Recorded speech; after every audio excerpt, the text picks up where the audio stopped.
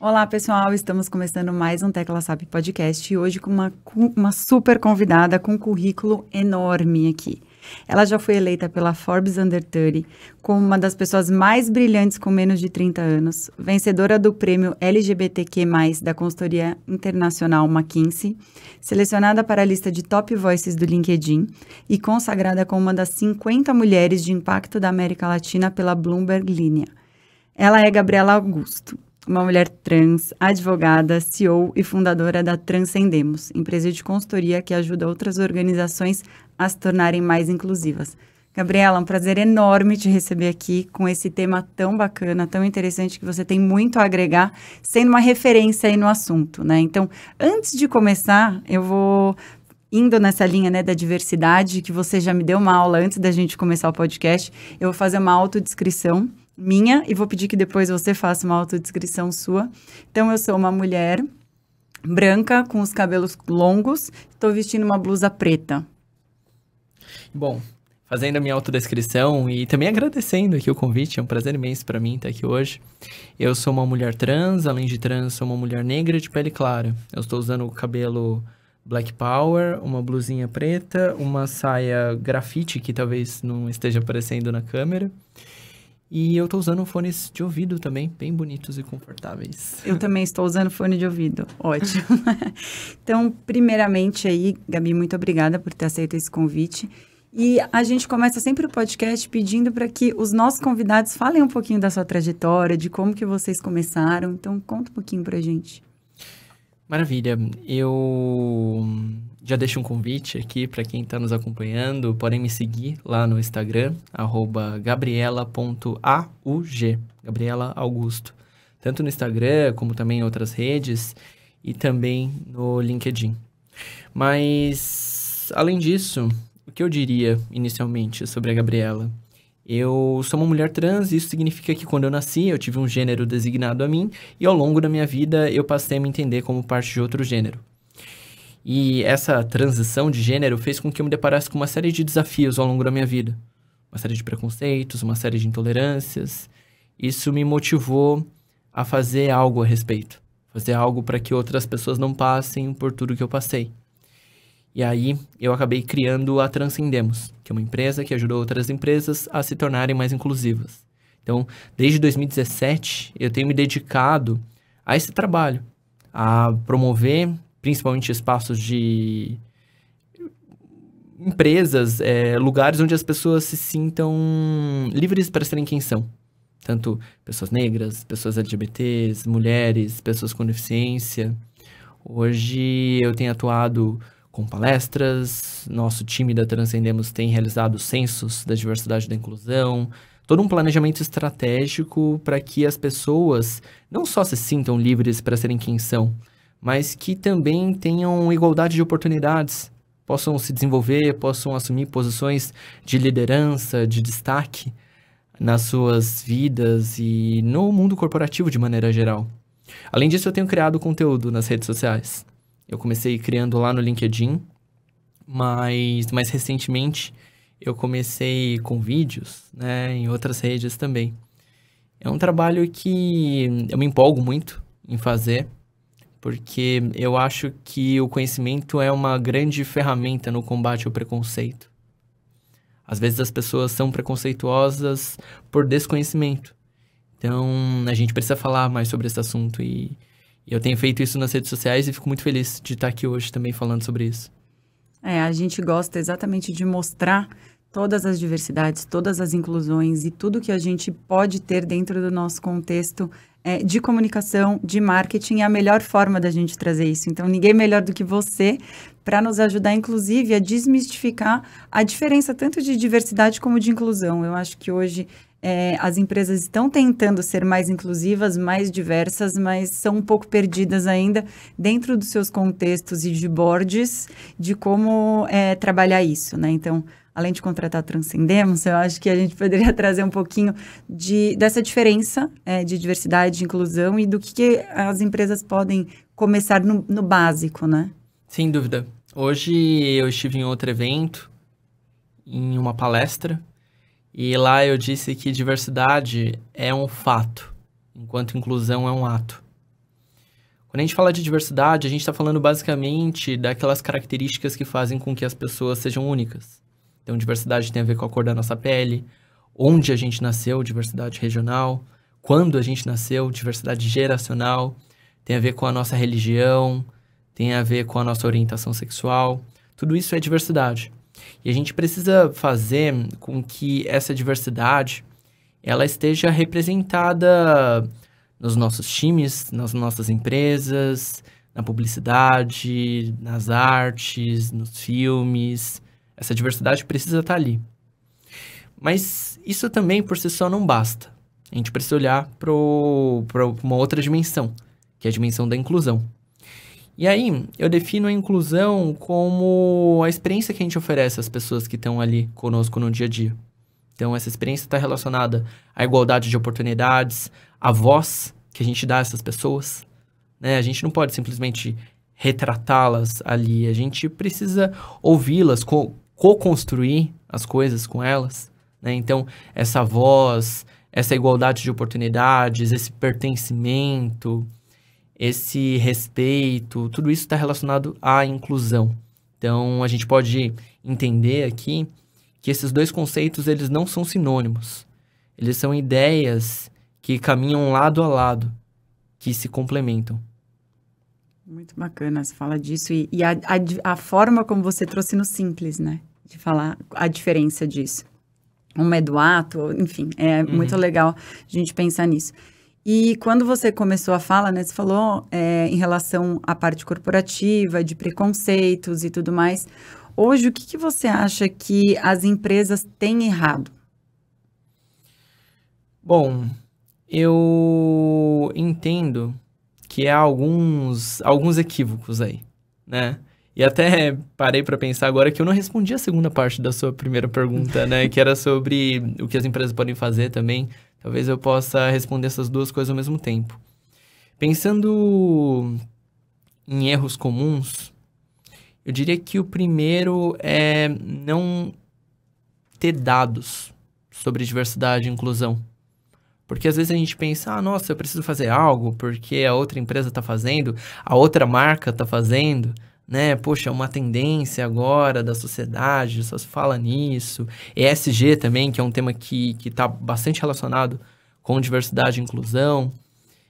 Mas tudo isso demanda um olhar estratégico e toda estratégia ela precisa ser baseada em dados. A gente precisa ter números, precisa ter informações sobre as pessoas, por exemplo, que... Se a gente fala de uma empresa, a gente precisa ter dados sobre os colaboradores dessa empresa. Se a gente fala de um produto, a gente pode ter dados sobre os clientes desse produto. Se a gente fala de uma campanha, a gente precisa entender demografia de quem a gente quer atingir, mas não só demografia, ouvir essas pessoas mais profundamente, mas genuinamente, entender a experiência delas, entender as demandas, as dores delas. Se a gente pensa num produto, numa campanha criada para pessoas negras, a gente precisa entender o público de pessoas negras, né? Então, eu sempre digo que uma estratégia de diversidade e inclusão de sucesso, ela primeiramente se baseia em dados. Mas, além disso, um segundo pilar que eu sempre menciono é o pilar da transparência. Eu acho que quando a gente fala de diversidade e inclusão, a gente precisa sempre fazer isso de maneira transparente. Porque não se trata de, nossa, a minha empresa é 100% inclusiva, a gente já sabe, já entendeu todo o caminho, a gente está bastante maduro nesse sentido. Então, a partir daí, a minha marca pode falar sobre isso, pode lançar um produto relacionado a isso, uma campanha relacionada a isso. Eu acho que não se trata de graus de maturidade, de onde estamos, mas sim onde queremos chegar e como queremos chegar. E essa história, ela precisa ser contada de maneira transparente, sabe? Quando a gente pensa, não sei, numa comunicação nesse sentido, né? A gente pode, de maneira humilde, genuína, demonstrar que, na nossa empresa, a gente acredita em oportunidades justas para mulheres, para pessoas negras. A gente entendeu os nossos desafios aqui do nosso negócio, né? A gente entende que não somos perfeitos, mas a gente está fazendo A, B, C, D, E, para que todo mundo tenha igualdade de oportunidades. Percebe? Não se trata de mostrar que você é perfeito ou perfeita. Se trata de demonstrar que você acredita numa igualdade e que você está colocando em prática um conjunto de ações para você chegar ali. Isso vale tanto do ponto de vista empresarial, assim, se a gente fala de uma organização, de uma marca, de uma campanha, como individualmente também. Eu acho que uma das bases aqui é posicionamento. Porque se posicionando de uma maneira transparente, a gente se conecta com as pessoas. A gente traz mais pertencimento e a gente inspira outras pessoas e outras organizações a fazerem o mesmo também. Então, esse é um segundo pilar. Um terceiro que eu sempre digo também é sobre consistência. Isso precisa ser feito com consistência. Demonstrar que não é só em março que a gente vai pensar nas mulheres, não é só em junho que a gente vai pensar em LGBTs. Esse assunto, esse esforço pela inclusão, pela diversidade, ele deve estar conosco ao longo de todo o ano. Não é só aquele post de rede social no dia, né? Como uma data comemorativa, mas você não tem nada como um apoio dentro da empresa, não está fazendo nada como uma causa, como uma ação dentro disso, né? Exato. Sempre me faz uma pergunta que parece a pergunta do quem veio primeiro, o ovo ou a galinha. Me dizem, Gabriela, mas será que eu deveria falar sobre esse assunto? A minha empresa deveria publicar algo sobre isso? Porque talvez a gente tenha teto de vidro, né? Poxa, será que eu não preciso fazer antes, colocar ações em prática para depois falar sobre isso? E no meu entender, a gente precisa fazer as duas coisas ao mesmo tempo. Porque elas se complementam, sabe? Porque na medida em que a gente fala sobre o assunto, que a gente posiciona a nossa marca nesse sentido, a gente traz mais diversidade para o nosso lado. Também a gente atrai mais colaboradores, de públicos subrepresentados, clientes. Eu acho que tem um ciclo virtuoso em tudo isso. E eu fico pensando, dentro desses projetos, né? Quando você entra num novo projeto dentro de uma empresa, né? Você tem hoje grandes empresas dentro, como clientes aí da Transcendemos. Num novo projeto, qual o maior desafio que você tem hoje, de modo geral? Então, assim, principalmente no que se refere à complexidade de implementação ou de alguma ação. Bom, eu diria o seguinte: há muitas empresas que acabam não enxergando a pluralidade que existe dentro da diversidade, né? Às vezes se pensa na questão da mulher como se fosse uma única mulher, uma única forma de ser mulher. Se pensa na questão LGBT como se houvesse só homens gays no mundo, né? Mas não, existe uma pluralidade dentro da diversidade. Então, um desafio que eu tenho acompanhado nessas organizações é entender a complexidade real desse assunto.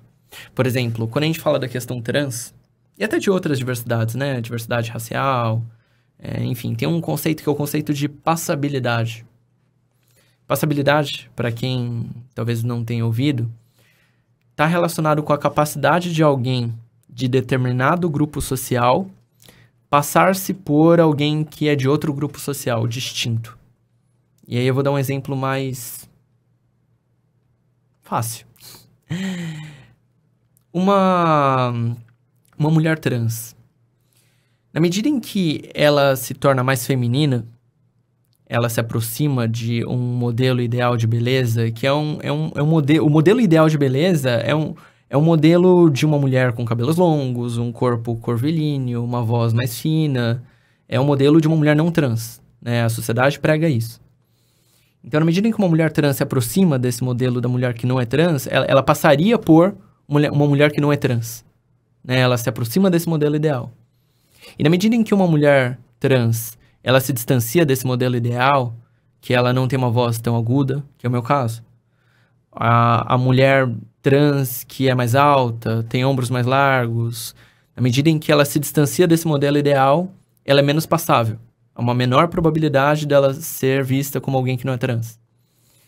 E por que eu estou falando disso?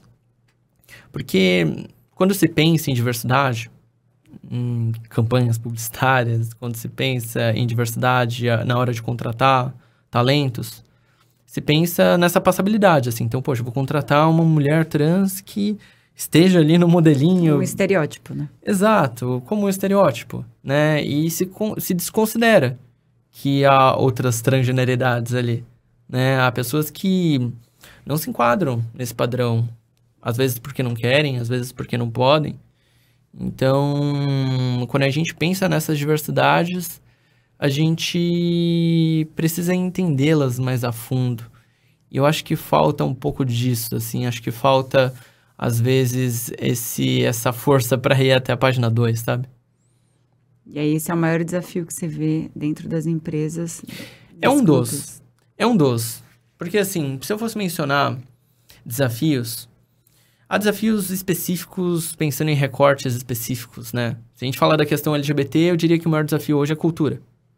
É preconceito, é piada LGBTfóbica, é mensagens que são malditas, mal interpretadas. Esse é um grande problema. Se a gente fala de outras diversidades, por exemplo, se a gente fala de diversidade de pessoas com deficiência, né? Se a gente pensa em conteúdo, um dos desafios é a acessibilidade. De conteúdo digital, acessibilidade até física. Você está fazendo um evento, não sei, uma ativação de uma marca. Será que esse evento é acessível para pessoas com cadeira de rodas, pessoas com deficiência visual, pessoas com deficiência auditiva? Sabe? É um desafio, pensando na pessoa com deficiência. De outro lado, se a gente pensa em pessoas negras, às vezes, para uma determinada empresa, o desafio pode ser contratar. Porque você olha para um determinado mercado, para um determinado business, não sei, tecnologia. O mercado de tecnologia é branco, sabe? É masculino. Né? Então, às vezes, o desafio é como ter mais pessoas negras ali, como ter mais mulheres ali, contratar, né? Onde essas pessoas estão. Então, se eu fosse mencionar grandes desafios, eu diria esses, mas também ressaltaria que depende um pouco do business, depende da diversidade que a gente está olhando. Porque, assim, no mundo corporativo, se fala a princípio de 5 diversidades. Se fala de diversidade de gênero, e aqui falamos de mulheres, tá? Diversidade LGBT, pessoas com deficiência, pessoas negras e diversidade geracional, que é um tema mais recente, mais emergente, né? Se a gente pensa nessas diversidades, eu diria que esses são grandes desafios. Mas essas diversidades não são as únicas, né? Temos diversidade religiosa, poxa, é um tema interessante, desafiador. Temos... É de classe social, né? Classe social também. Eu tive num evento no LinkedIn onde falava exatamente disso, né? Era falando de diversidade, e aí que trazia 2 contextos completamente diferentes que não dá para, de repente, uma entender o contexto da outra se você não se colocar, de fato, no lugar, né? É, sem dúvida, sem dúvida. Eu tava vendo um vídeo de um cara que eu admiro bastante, que chama Guilherme Bara. Ele fala muito bem, as falas dele são impactantes, assim. Ele tava me dizendo, aliás, tava me dizendo no vídeo que ele tava fazendo, que eu tava assistindo. Ele me disse isso também, uma vez. Que empatia não é se colocar no lugar do outro, que isso é praticamente impossível, sabe? Que a gente precisa ouvir os outros, e aí eu tô complementando com uma fala minha. Ouvir os outros com os ouvidos nus. E eu acho que isso é uma coisa que falta também. A gente ter consciência dos nossos próprios vieses, né? Porque a gente olha o mundo com as nossas lentes, com as nossas concepções.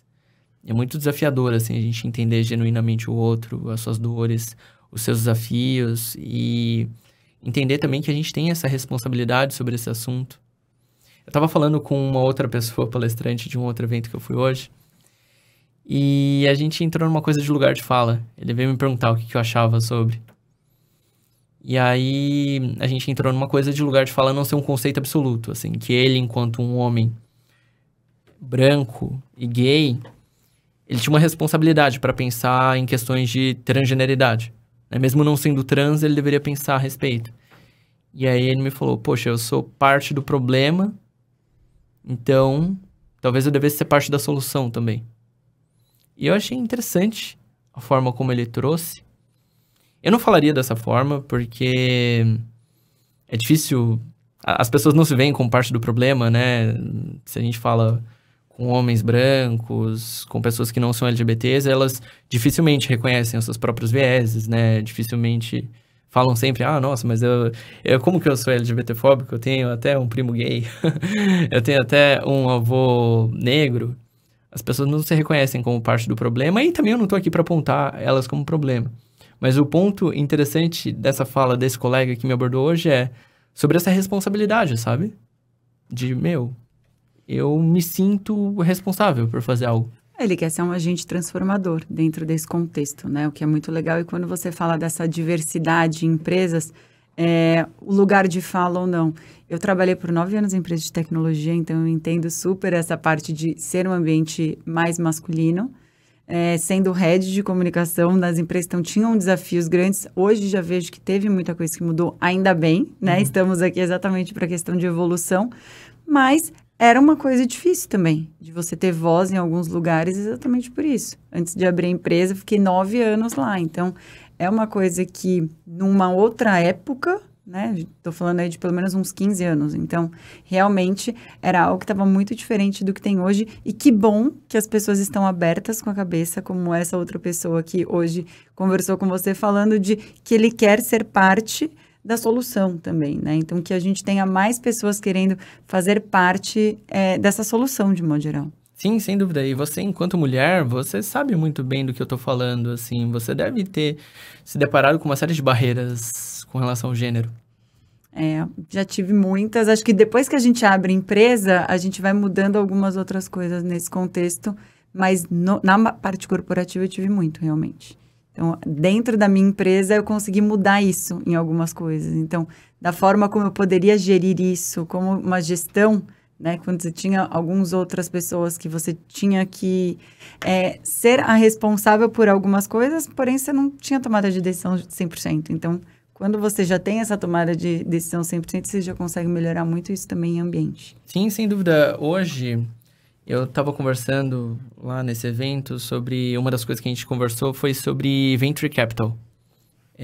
Venture Capital é um nome mais chique para investimentos que uma pessoa, uma outra empresa, um fundo pode fazer numa empresa. E aí, um dado que a gente levantou lá... E aí me corrijam, depois deem uma olhada lá no relatório. É Females Founders Report.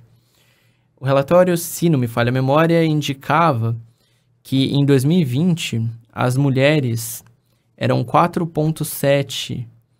4,7% das startups aqui no Brasil eram fundadas por mulheres. 4,7%, pouco. Né? Temos mais de 50% de mulheres no Brasil, né, no mundo. E aqui, no contexto, no ecossistema de inovação, quando se fala de startup, apenas 4,7% são fundadas por mulheres. Mas pior do que isso, sendo 4,7% das startups, elas receberam 0,04% do total de capital investido em startups em 2020. 0,04%. Então, eu gosto de trazer esses números. Depois dê uma olhada lá, Females Founders Report, é um relatório de 2021. Esses números mostram pra gente o tamanho do desafio. Porque pode parecer óbvio que existe essa desigualdade, mas não é tão óbvio assim. Se não fosse tão óbvio, não existiriam movimentos como o Red Pill, de homens que basicamente dizem que as mulheres injustiçam os homens na sociedade. É basicamente isso que é pregado pelo movimento Red Pill. E eu ouço isso com frequência, assim. Um dia eu estava fazendo uma palestra numa empresa e aí eu levantei uma pergunta, assim. Falei, pessoal, se a gente olha para as posições de diretoria nas grandes empresas, para as posições de CEO, para importantes cargos públicos, por que a gente não encontra mulheres lá? E aí um rapaz levantou a mão e me disse, as mulheres não estão lá porque elas não se esforçam. Então, assim, não é óbvio para todo mundo, assim. A gente precisa bater nessa tecla de que existe uma desigualdade e aí convencendo todo mundo de que é uma desigualdade que ela é muito explícita, né? 0,04%, olha só esse dado. Que sabendo dessa desigualdade a gente precisa fazer algo a respeito. Com certeza, e acho que tem uma movimentação de fato, porque a nova presidente da ABS, né, a Associação Brasileira de Startups, é a Ingrid, que eu a conheço, e é uma mulher. Então, assim, quem sabe agora a gente consegue realmente trazer esse novo momento e esse olhar, sem dúvida, ela vai trazer isso dentro disso. Mas até uma outra coisa que eu queria te perguntar, a gente falou muito da empresa, das dificuldades que a gente tem dentro dessas empresas. Quando que você considera uma empresa quando ela já é diversa e inclusiva? Bom, eu acho que são 2 parâmetros que podem ser analisados. Um deles, a gente tem 2 ferramentas de diagnóstico na Transcendemos. Uma delas é o Censo da Diversidade e da Inclusão. Então, a gente roda uma pesquisa com os colaboradores para entender não só a demografia, mas a experiência, o clima, como que as pessoas se sentem. Eu acho que esse é um dos parâmetros para a gente entender se é um lugar diverso e inclusivo. Mas tem um outro parâmetro também, que até é uma ferramenta nova que a gente acabou de lançar, que se chama Plataforma Empresa de Respeito. Por meio da Plataforma Empresa de Respeito, a gente analisa quais ações a empresa está implementando sobre diversidade e inclusão. Então, entender quais são as políticas de inclusão que existem lá, processos, jornadas de aprendizagem, monitoramento de dados, o que eles estão fazendo. E a gente tem um parâmetro, um conjunto de critérios, onde a gente consegue oferecer uma pontuação. Se a empresa, de acordo com os nossos critérios do Empresa de Respeito, atinge pelo menos 60 pontos de 100 possíveis, a gente consegue oferecer um selo para ela de empresa de respeito. Uma empresa que, assim, a gente... É difícil assumir que uma empresa é 100% inclusiva, mas uma empresa que tenha um movimento, né? Um conjunto de ações é uma empresa que não está parada nesse sentido, que ela está, de fato, fazendo algo a respeito. E eu acho que isso que importa, sabe? A gente manter ações com consistência e com transparência. Muito bacana. E quando a gente fala, né, você virou autoridade nesse assunto, vamos dizer, de Forbes, Under 30, LinkedIn Top Voice aí. Então, como que é para você ser uma mulher que encabeça isso, lidera e é uma agente transformadora disso, né? Dentro não só da sua empresa, mas como você mesmo. São 2 lados que eu queria trazer sobre esse ponto. Um deles é que eu acho que isso é capaz de promover uma mudança de consciência, né? Então, ter uma mulher trans, uma travesti na lista da Forbes, isso é incrível, porque, historicamente, pessoas trans, mulheres trans, travestis, sempre foram vistas como pessoas que tinham como única alternativa o trabalho sexual. Isso ainda está no imaginário das pessoas. Se a gente sair na rua aqui e perguntar para as pessoas, travesti, onde você imagina uma travesti? Fecha os olhos e imagina uma travesti. As pessoas não vão imaginar uma travesti CEO de uma empresa. As pessoas não vão imaginar uma travesti liderando um grande movimento empresarial. Isso ainda não existe no imaginário das pessoas. Então, na medida em que a gente, que eu, por exemplo, posso estar numa lista da Forbes, em importantes rankings de negócio, eu acho que isso é capaz de mudar a visão das pessoas sobre esse assunto, né? Sobre a questão trans, sobre a questão racial, sobre a questão da mulher, né? Que nós mulheres devemos falar sobre os negócios, nós mulheres devemos liderar importantes negócios, importantes mudanças sociais. Então, tem um lado muito positivo nisso. Mas de outro também, uma coisa que eu digo é que eu sei que eu não represento todo mundo também, né? Existe toda uma pluralidade dentro da diversidade. Então, quando a gente fala de pessoas trans, eu entendo que são várias as histórias aqui, né? Temos vários colegas que ainda estão à margem da sociedade. Eu vi uma chamada numa revista, um jornal esses dias, estava até pensando nisso antes de vir para cá. Era alguém falando que a favela não venceu. Quem venceu foram alguns favelados. E essa é uma coisa que a gente sempre ouve, né? A favela venceu. Então, tá. A travesti venceu? Não sei. Mas o que importa é que essa vitória, ela não chegou em todo mundo, sabe? E eu não pretendo descansar até que isso aconteça, até que a gente tenha, de fato, um benefício social que alcance essa pluralidade de mulheres, que alcance toda essa diversidade. Isso é uma coisa que a gente precisa entender, que há vitórias a serem celebradas, mas a gente tem muito trabalho pela frente ainda.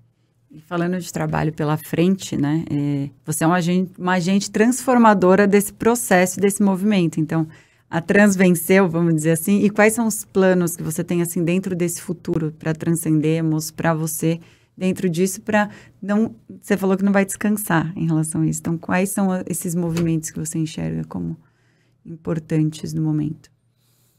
Você diz movimentos meus, assim, ou movimentos de mercado de maneira geral? Dentro da sua percepção. Pode ser no mercado corporativo ou dos seus desafios que você tem agora. Bom, falando de desafios pessoais, eu diria que é um momento de muita responsabilidade, sabe? Porque eu cheguei num lugar onde poucas pessoas como eu chegaram. Então, eu preciso usar isso de uma maneira muito estratégica. Por isso mesmo, eu disse antes, aqui nessa mesma conversa, que eu não tô aqui para apontar dedo. Sabe, falar, você é a parte do problema. Não é minha abordagem. Sabe, o que eu geralmente faço é um convite. Um convite para reflexão, para que as pessoas entendam a sua responsabilidade e como podem contribuir para um mundo mais justo e mais igualitário. Eu tendo a fazer isso de uma maneira leve, de uma maneira inspiradora, porque eu quero que nós, mulheres, nós, pessoas negras, nós, pessoas trans, a gente continue conquistando cada vez mais espaços, que essa evolução que a gente está vislumbrando agora, que ela seja contínua, que a gente, de fato, vislumbre um futuro mais justo e mais igualitário. Muito bacana isso. E é importante, né? A gente trazer isso na questão de acesso e tudo mais. Eu vi um vídeo seu, Gabriela, falando a respeito da forma de usar o X ou arroba nos nomes e o quanto isso dificulta a inclusão, muitas vezes, de outras pessoas. Eu queria que você trouxesse isso também, né, dentro dessa explicação e dentro desse contexto do podcast, para que as pessoas entendam, às vezes, que isso acaba desincluindo, de repente, algumas outras pessoas que têm uma necessidade, como deficiência visual ou auditiva e softwares que não funcionam, enfim. E eu acho que é um ganho enorme você falar a respeito. Sim, sem dúvida. Esse é um tema bastante polêmico hoje, né? A tal da linguagem neutra. E o primeiro ponto que eu gostaria de ressaltar aqui é: comunicação inclusiva é diferente de linguagem neutra. Quando a gente fala de linguagem neutra, a gente está falando, talvez, de todes, né? Que é polêmico pra caramba. A gente está falando de delo, né? Pronomes neutros. É toda uma outra conversa que talvez eu não consiga resumir aqui nesse podcast. Então, eu prefiro falar de um conceito mais amplo, que é o conceito de comunicação inclusiva. Eu entendo que linguagem neutra pode estar dentro de comunicação inclusiva, mas comunicação inclusiva não se restringe à linguagem neutra. E aí, quando a gente fala de comunicação inclusiva, a gente está falando de uma forma de transmitir uma mensagem, uma ideia, sem que ninguém seja excluído ou invisibilizado. E a gente pode fazer isso de várias formas, né? Quando a gente está falando de comunicação inclusiva, a gente pode falar de representatividade na nossa comunicação. Quando a gente pensa, não sei, num banner, a gente pensa num comercial, esse conteúdo deveria ter pessoas negras, pessoas trans, pessoas com diferentes corpos. Isso faz parte da comunicação inclusiva. A gente pensar a questão da forma como o texto é escrito, né? Se a gente vai, ao invés de escrever, não sei, numa mensagem, seja bem-vindo, a gente pode escrever, numa perspectiva de comunicação inclusiva, a gente pode escrever, que bom que você veio, né? Substituindo algumas palavras, mudando um pouquinho algumas estruturas, a gente consegue reduzir esses marcadores de gênero. E se engana quem pensa que essa é uma pauta das pessoas trans. Por que não? A gente está falando de um benefício que pode atingir várias outras pessoas também. Porque, exemplo, se a gente publica uma vaga de emprego, a gente escreve lá, procuramos engenheiro de software. Existem estudos que demonstram que uma vaga publicada assim, com marcadores de gênero masculinos, ela é menos... São menos mulheres que se candidatam a essa vaga. Há estudos que apontam isso. Então, a gente não está falando só da questão trans, da questão LGBT. A gente está falando de como a gente alcança igualdade de gênero no mercado de trabalho, por exemplo. Há pessoas também que podem ter nomes que, assim... Eu, por exemplo, quando eu nasci, meus pais queriam colocar meu nome de Dominique. Tem o Dominique, a Dominique. né? Ariel, ou Ariel, Ariel. Isso, pensando numa comunicação mais inclusiva, isso traz um benefício para as pessoas que não são necessariamente trans, sabe? A gente está falando de algo capaz de gerar valor para muitas pessoas. Então, se eu pudesse deixar algumas dicas aqui, eu diria: olhe para a comunicação que você está planejando, né? Seja, não sei, oral, a forma como você está falando, e pense se todos esses marcadores de gênero são necessários, né? Às vezes, com pequenas mudanças, às vezes a gente nem precisa entrar nessa polêmica do todes, sabe? Se a gente vai escrever um texto onde a gente deveria colocar em caminho essa mensagem aos diretores e às diretoras, a gente pode, ao invés de se referir ao indivíduo dentro de um grupo, a gente pode se referir... à diretoria. Ao grupo como um todo, né? Ao invés de falar, o homem foi à lua, a gente pode falar que a sociedade foi à lua, sabe? Com um pouquinho de esforço, a gente consegue mais inclusão. E eu digo isso não só sobre comunicação inclusiva, são várias as coisas que a gente pode fazer no nosso dia a dia, sabe? Que vão nos ajudar, vai fazer com que nós nos tornemos pessoas aliadas dessa inclusão.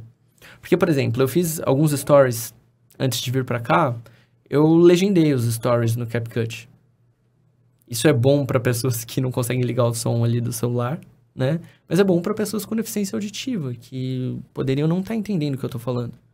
A maior parte das redes sociais, elas têm, por exemplo, o Instagram, o LinkedIn, um espaço onde você publica foto, há um campo onde você faz a descrição da foto, né? Então, várias pessoas me agradecem no LinkedIn e falam, pô, Gabi, você descreveu a foto, caramba, que legal, eu sou uma pessoa com deficiência visual e te agradeço porque eu tô acessando seu conteúdo só por causa disso. Quando a gente faz um podcast como esse, né, a gente fez autodescrição. Quanto custou isso? Nada, sabe? Custou 10 segundos do nosso tempo. Então tem muitas coisas que a gente pode fazer no nosso dia a dia que vão impactar muito a vida das pessoas que estão no nosso entorno. Gabi, é muito legal você falar isso, porque foi algo que que você comentou antes, né? Vocês fazem essa autodescrição. Eu falei, não, mas vamos fazer. Então, é algo que a gente fez de uma forma onde não estamos acostumados, mas realmente são boas práticas onde a gente tem melhorias e evolução contínua, né? E você tem alguma dica para as pessoas, de modo geral, o que elas podem fazer? Então, assim, autodescrição vocês façam sempre nos vídeos de vocês, nas fotos, que isso é muito bacana, como eu aprendi hoje. E também tem outras questões aí que, de repente, a Gabi pode nos ensinar de como a gente melhorar a nossa forma de comunicação para ser, de fato, inclusiva. Bom, uma das coisas que eu acho que é o início dessa trajetória de inclusão é posicionamento. Então, a gente precisa se posicionar, a gente não pode se omitir diante de nenhuma violência ou injustiça, sabe? Quando a gente ouve uma piada potencialmente preconceituosa, potencialmente racista, a gente pode trocar uma ideia com a pessoa que falou aquilo. Não precisa chegar com os dois pés no peito e falar, você é racista, você é burro. Não, às vezes você pode falar, olha, fulano, você acabou de usar um termo, você acabou de falar opção sexual. Tem uma outra forma de falar sobre isso, né? Orientação sexual é um termo interessante e tal. Você já parou para pensar sobre? Às vezes, inspirando, assim, se posicionando, a gente já tem um impacto interessante. Outra coisa que eu já disse aqui é a consciência dos próprios vieses. Então, entender que todo mundo tem preconceito, sabe? A gente vive numa sociedade que é marcada por uma série de valores, uma série de crenças, e em algum nível a gente reproduz isso. Então, a gente precisa prestar atenção no nosso vocabulário, nas nossas atitudes, e entender como que isso pode melhorar.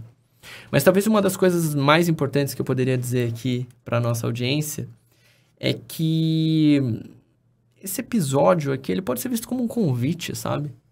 Convite a uma reflexão maior, a uma jornada maior, que não se encerra aqui. Porque não é em um podcast, não é em um dia, não é em um mês que a gente vai se tornar pessoas 100% desconstruídas, pessoas 100% inclusivas. Não. É uma jornada mais longa, que demanda um esforço, um comprometimento. Esse comprometimento pode ir na linha de aprender mais sobre esse assunto. Então, quando a gente for buscar uma série, agora no final de semana, para assistir no Netflix, na Amazon, não sei, a gente pode assistir um documentário sobre o movimento de mulheres, a gente pode assistir uma série sobre movimento de pessoas negras, LGBT. Quando a gente for buscar um livro, a gente pode buscar um livro escrito por pessoas negras, livros escritos por mulheres. A gente pode, nas nossas redes sociais, seguir mais pessoas trans, seguir mais pessoas com deficiência. E não é tão difícil fazer isso. É só digitar no Google, pessoas trans para seguir no TikTok, pessoas negras para seguir no Instagram. Fazendo isso, a gente vai se conectar mais com essas realidades e vai aprender mais o que a gente pode fazer para, de alguma forma, reverter as injustiças que estão presentes na nossa sociedade.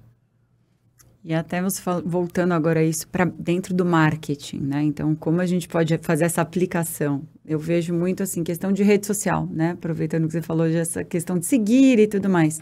Hoje você acha que já é suficiente ter uma representatividade fazendo essa, eu chamo muito de humanização e brasilidade. Então, não adianta a gente usar, às vezes, empresas usam aquelas fotos nórdicas que não representam absolutamente nada dos bancos de imagem. Então, só essa questão racial, etnias e tudo isso, você acha que já é suficiente nas redes sociais para a questão de inclusão ou não? O que você acha que falta hoje para as pessoas e para as empresas mostrarem esse acesso e esse comportamento? Tem aquela frase, que é até um pouco batida, mas pode ser útil nesse caso, que é nada sobre nós sem nós. Então, assim, representatividade é um ponto interessante, né? A gente precisa trazer mais pessoas negras, mais LGBTs, mais pessoas com deficiência, não sei, nas peças que a gente cria, nas comunicações que a gente desenha. Mas não é só isso também, né? Essas pessoas precisam participar da construção, precisam estar no centro do processo criativo. E isso não é tão simples de fazer. Aliás, não sei se não é tão simples, mas isso não é feito com a frequência que deveria.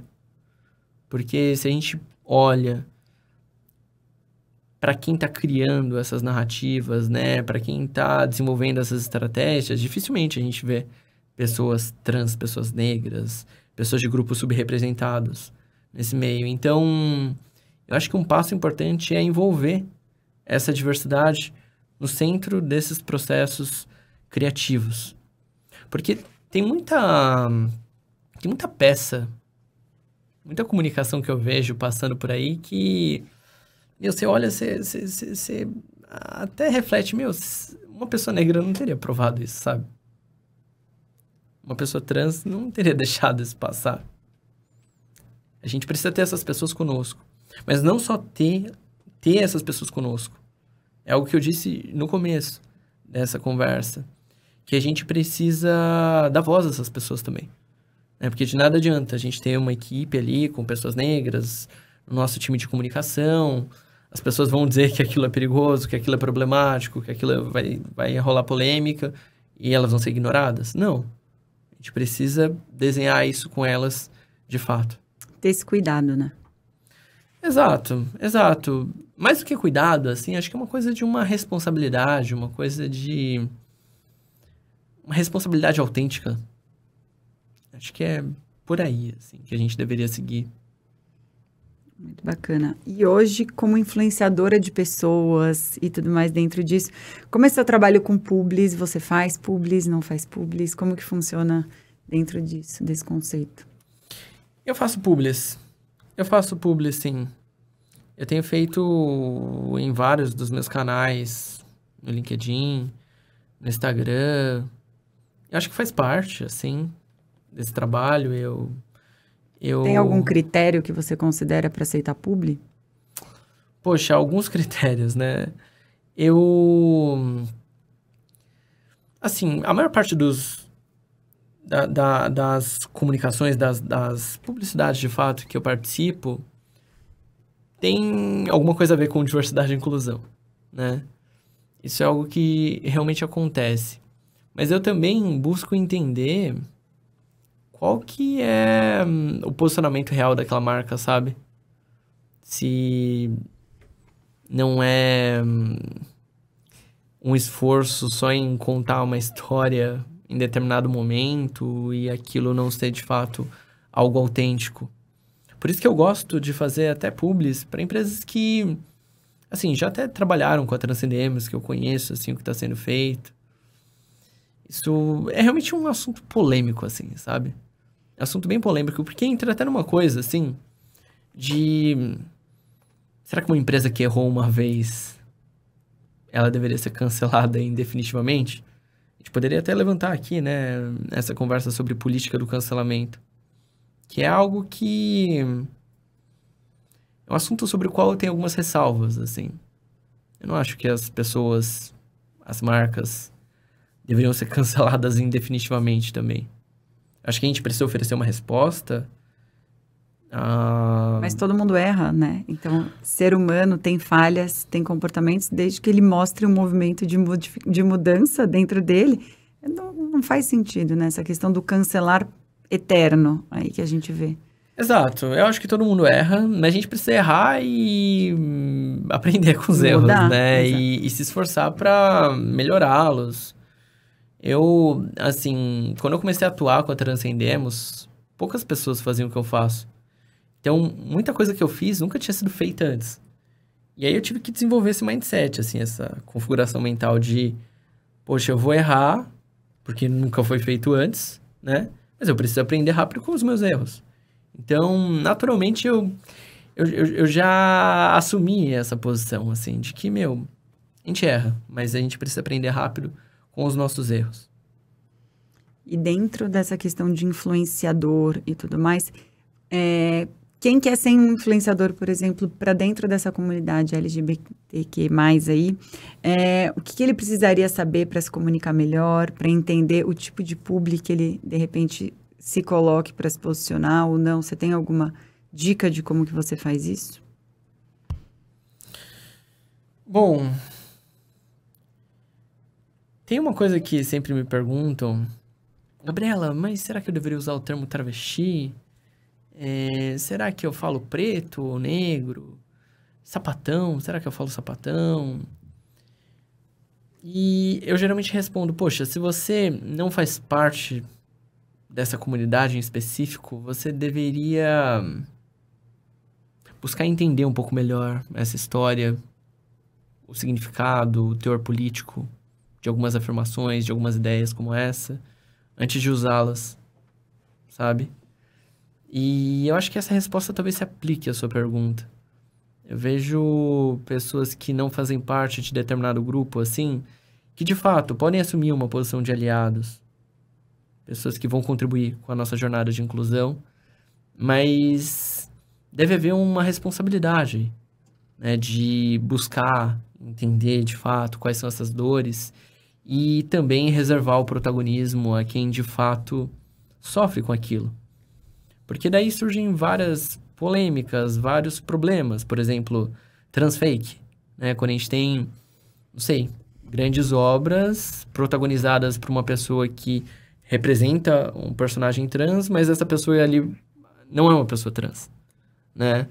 Da mesma forma que a gente tem até hoje pessoas brancas que se pintam de preto para representar pessoas negras, sabe? Então, assim, são vários entraves aí que a gente poderia esmiuçar, mas de maneira geral, eu diria que vamos ouvir e vamos entender o protagonismo de quem de fato é protagonista. Eu quis saber exatamente a sua opinião, porque a gente sabe que é um tema mais complexo de como que as pessoas vão se posicionar. Então, se tem algumas dúvidas, hoje a gente vê que o mercado de influencer é muito grande, né? As pessoas têm dúvidas, de modo geral, de como elas se posicionam, de como elas fazem, quais marcas que elas atuam ou não, como que elas vislumbram isso. Então, é algo que a gente sempre tem perguntado para a parte de ambiente de influencer, o que orienta, o que sugere aqui dentro do canal do podcast, exatamente que a gente vê muita oportunidade dentro disso, como não só como influencer, mas como uma influência da marca, né? Os influencers usando isso dentro da marca e a marca buscando influencers para isso. Exato. E as marcas precisam entender esses influencers também. Eu vejo algumas marcas que me procuram e às vezes, não sei, buscam algo que não faz muito sentido também, sabe? Assim, a forma como às vezes querem impor uma forma de contar uma história e não constroem isso de uma maneira, de fato, colaborativa. Eu acho que isso tem super a ver com essa escuta, com dar voz, de fato, às pessoas, e não só querer dar close, né? Exato, trazer de forma genuína e verdadeira, né? Dentro de um contexto. Exato. Muito bacana. Gabi, a gente tem um momento aqui onde eu trago o nosso ícone do nosso podcast, que é o nosso megafone. Então, dentro disso, se você pudesse deixar uma mensagem que pudesse chegar para o mundo, a gente só não liga ele para não estourar o ouvido de todo mundo que está assistindo, mas se você pudesse, nesse momento, dentro desse megafone, passar uma mensagem para o mundo, o que você diria? Eu diria que diversidade e inclusão não é caridade.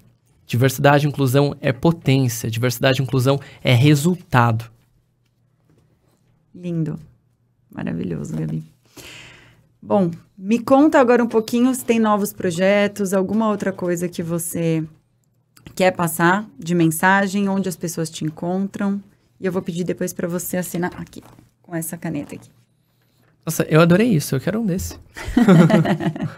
Vai ser bem útil para mim. Mas agora, para falar de projetos, de novidades, coisas que estão vindo aí? Você pode contar alguma coisa de projetos, o que você tem aí de novas coisas dentro dos seus negócios e, além disso, onde as pessoas te encontram, né? Maravilha. Bom, a Transcendemos é meu core business, e olha só, usando palavras aqui que não precisava usar, né? Meu negócio central, minha, enfim, principal atuação. Mas a gente está com uma novidade aqui, é um produto novo na Transcendemos, que é a plataforma Empresa de Respeito, que é uma plataforma de diagnóstico, apoio contínuo e certificação em diversidade e inclusão. Então, a empresa ela assina um valor mensal e ela tem acesso a uma ferramenta que vai oferecer uma avaliação sobre a estratégia de inclusão dela. Mas não só isso, uma série de outras ferramentas para que essa inclusão ela seja consistente ao longo do ano. E, por fim, também uma certificação para empresas que tenham um certo grau de maturidade nesse sentido. A gente está bem empolgado com esse produto, esse é um produto mais escalável e que a gente pretende, de alguma forma, alcançar mais empresas com ele. E, bom, eu deixaria um último convite aqui para quem se interessou pelo que eu falei, para quem quer entender um pouco mais aquilo que eu defendo, entender um pouco mais sobre o meu trabalho, pode me seguir no Instagram, @gabriela.aug, ou também pelo LinkedIn, Gabriela Augusto. Maravilha, Gabi, super obrigada. Quero que você deixe sua marca aqui pra gente, assinada.